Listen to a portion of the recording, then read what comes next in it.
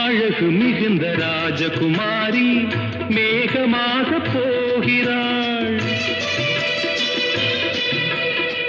ஜரிகை நெளியும் சேலை கொண்டு மலையை மூட பார்க்கிறாள். பள்ளம் சிலர் உள்ளம் என ஏன் படைத்தான் ஆண்டவன்? பட்டம் பெற தேடுகின்றேன், எங்கே அந்த நாயகன்? மலையின் காட்சி இறைவன் ஆட்சி. செந்தாழம் பூவில் வந்தாடும் தென்றல் என் மீது மோதுதம்மா.